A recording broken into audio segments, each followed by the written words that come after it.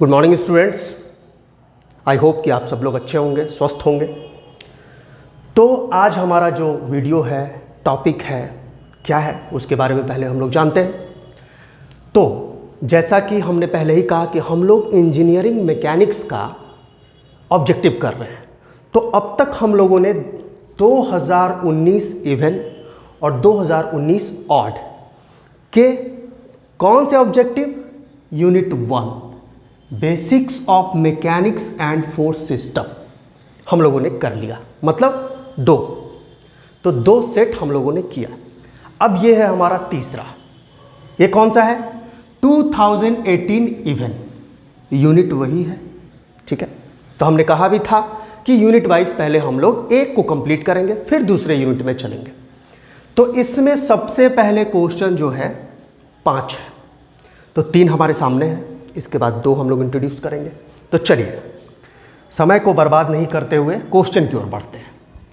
तो जैसे सबसे पहले देखिए, ये क्वेश्चन आपके सामने पहले भी आ चुका है, फिर से देखते हैं उसको। इसमें क्या क्या कॉन्सेप्ट है उसको समझने की, सीखने की कोशिश करेंगे। तो a body which does not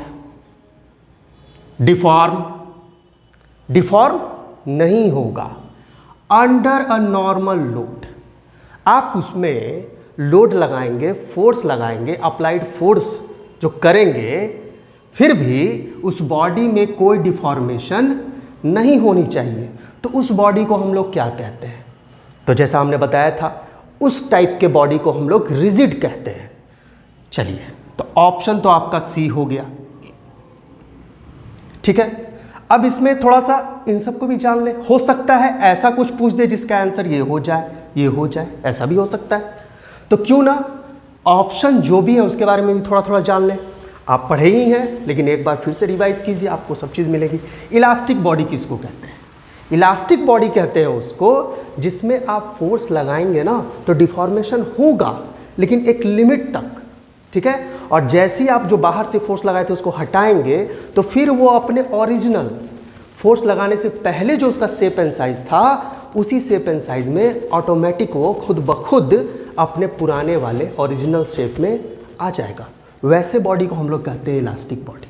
आप आगे के सेमेस्टर में देखेंगे, स्ट्रेस स्ट्रेन डायग्राम आएगा तो आपको बहुत अच्छे से बताया जाएगा। चलिए, अब प्लास्टिक देखिए किसको बोलते हैं। तो प्लास्टिक जो आप देखते हैं बकेट है या प्लास्टिक का बॉटल है, वो चीज़ नहीं है। प्लास्टिक बॉडी कहते हैं किसको? जस्ट इसका आप रिवर्स कह सकते हैं।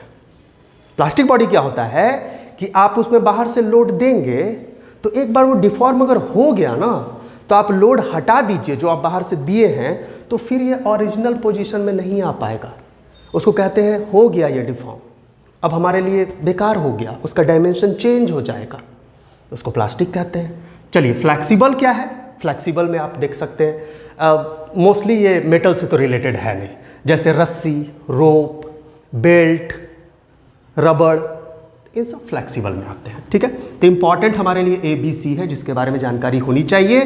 तो पहला का ऑप्शन तो सी आपका हो गया। चलिए, ये क्वेश्चन देखिए आप, कपल मोमेंट भी आपके सामने आ चुका है पहले, तो रिपीटेड है, लेकिन बार बार उसको देखेंगे ताकि आपको समझ में भी आए और याद भी होता चला जाए। कपल मोमेंट क्या होता है भाई?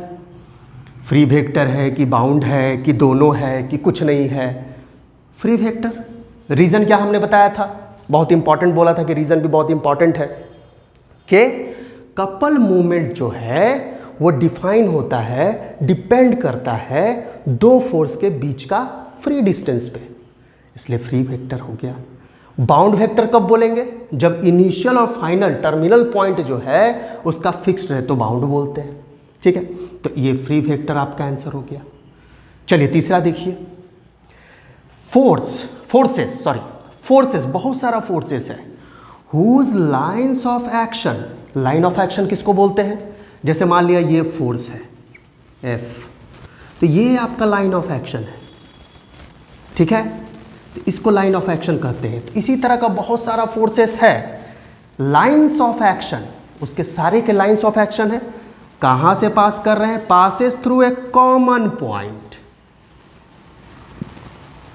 एक ही पॉइंट से वो पास कर जा रहा है, ठीक है। सारे फोर्सेस के क्या डायरेक्शन है आपको नहीं पता है, ऐसा हो सकता है। चलिए इसी में बनाते हैं। एक ये है, ये है, ये है कि नहीं? देखिए कॉमन पॉइंट है 1 2 3 4। तो चारों का क्या डायरेक्शन है, क्या मैग्नीट्यूड है, हम लोग नहीं जानते हैं, लेकिन ये तो जानते हैं एक पॉइंट से पास कर गया। तो इसको हम लोग क्या कहेंगे? तो आप लोग पढ़े ही हैं, लेकिन ये किस टॉपिक से है? तो ये है आपका फोर्स का सिस्टम से, सिस्टम ऑफ फोर्सेस, जिसमें collinear, coplanar, concurrent, non coplanar वगैरह वगैरह बहुत सारी चीज़ें आपको मिलेंगी। तो जो एक कॉमन पॉइंट से पास हो जाए उसको कहते हैं कनकरेंट। ठीक है, लगे हाथ आप इसमें जानिए। कोलिनियर क्या कहते हैं? नाम से देखिए, एक ही लाइन से पास कर जाए, एक ही लाइन पे हो, कोलिनियर हो गया। नॉन कनकरेंट किसको कहेंगे? जो एक कॉमन पॉइंट से पास ना करे, कनकरेंट का उल्टा नॉन करेंट हो गया। और ये तो खैर ऑल ऑफ द। तो ये आपके 3 क्वेश्चन हुए, जिसमें से 2 आप ऑलरेडी अच्छे से जानते हैं। ठीक है, तो अब हम लोग चलते हैं, इसमें 2 क्वेश्चन जो और बच गए हैं उसको देखते हैं। ओके,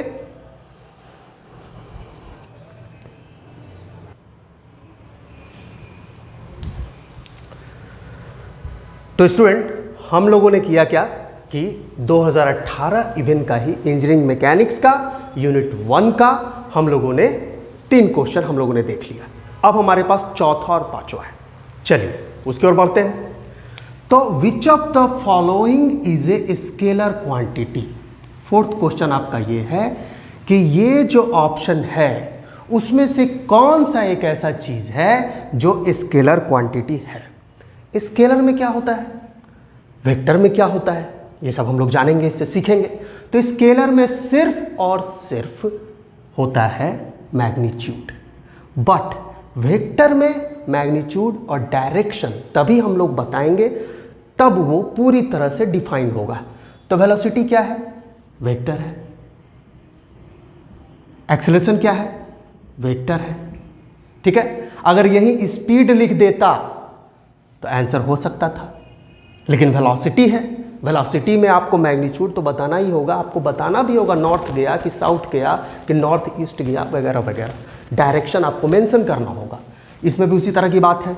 ठीक है, जैसे ग्रेविटेशनल एक्सेलरेशन 9.81 मीटर पर सेकंड स्क्वायर, तो किधर एक्ट करता है? 9.81 मीटर पर सेकंड स्क्वायर तो ठीक है, मैग्नीट्यूड हो गया, लेकिन एक्ट किधर, उसका लाइन ऑफ एक्शन जो है वो है किधर, बताना होगा। फोर्स न्यूटन होता है इसका यूनिट, तो कितना यूनिट, कितना मैग्नीट्यूड का फोर्स लगा और किस डायरेक्शन में लगा, तो वेक्टर ये भी है। तो आंसर, इसमें से कोई भी स्केलर नहीं है, सारे के सारे वेक्टर हैं। तो इस क्वेश्चन से आप स्केलर जाने, वेक्टर जाने वगैरह वगैरह। तो चलिए ये हो गया आपका। 5वें क्वेश्चन की ओर चलते हैं, थोड़ा सा न्यूमेरिकल टाइप से, एकदम छोटा सा है। ठीक, 2 फोर्स को कंबाइन करके हम लोग कैसे रिजल्टेंट निकालते हैं उसके ऊपर है। अब देखिए, इफ 2 इक्वल फोर्सेस, दोनों फोर्स जो है सबसे पहले दे दिया है कि बराबर है, मतलब उसका मैग्नीट्यूड तो बराबर है। अब जरूर कहीं ना कहीं दिया होगा कि लग किधर रहा है, तभी आप रिजल्टेंट निकाल सकते हैं। ठीक है, तो बराबर मैग्नीट्यूड का तो है, तो P है, मतलब 1 पहला P है फर्स्ट, तो सेकंड भी P ही है।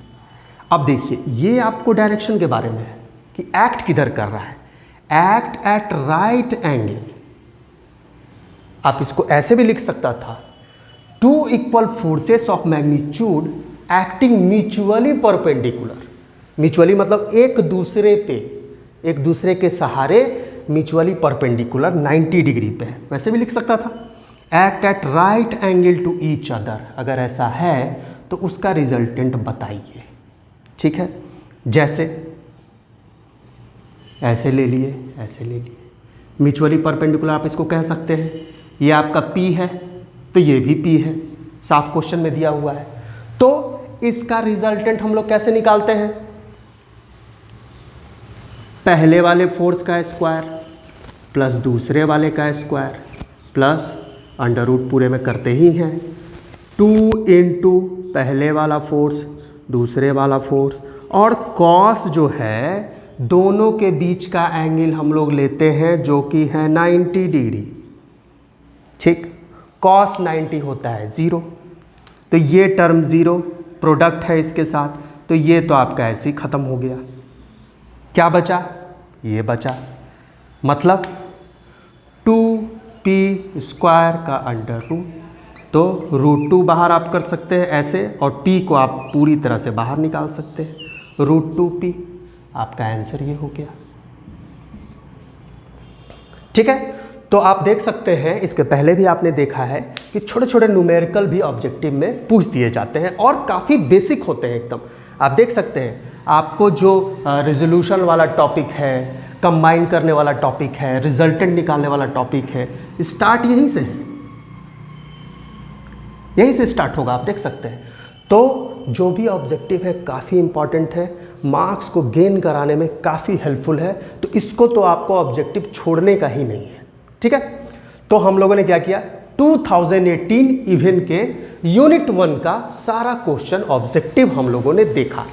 अब इसी में हम लोग 2018 ऑड का भी देखेंगे। ठीक है, तो इसके नेक्स्ट वीडियो में हम लोग 2018 ऑड यूनिट 1 का ऑब्जेक्टिव देखेंगे।